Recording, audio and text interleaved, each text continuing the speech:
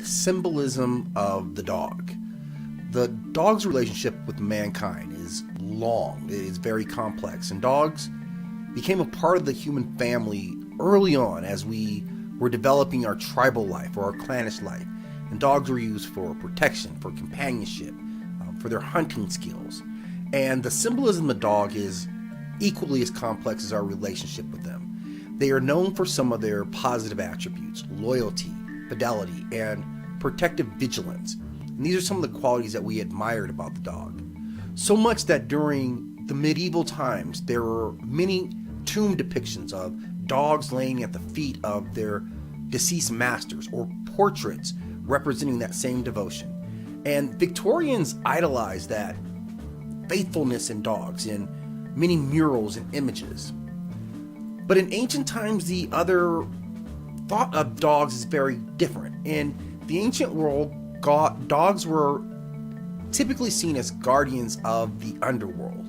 And in that capacity, they worked as both a guide, but also a gatekeeper. And when we look at the earliest depictions, we would think of the Cerberus dog, the terrifying three-headed dog of Greek mythology, which guards the entrance to hell itself. Dogs were the companions for Hecate, who was the Greek deity who haunted tombs and crossroads, and to her, dogs were sacrificed. Another sinister aspect of dogs is the Scandinavian infernal dog, who was called Garm, and was equated to the black dog of Satan, who are themselves linked with powers beyond what their masters possess, and the ability to kill people with their barks, or inflict madness or insanity. And that was the power of these almost hellhounds, is what they were called. But in general, the symbolism linking dogs to death is much more positive because of their companionship in life, and their ability to navigate the spirit world made them excellent guides for the afterlife.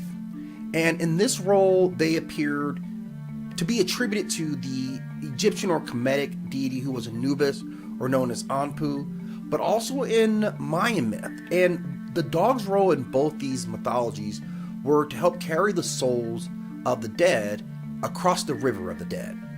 And the dog-headed god of Aztec culture leads the sun through the nocturnal underworld and was reborn with it at dawn. So again, the idea of a guide, a protector that even could brave the afterlife, was solely attributed to the dog.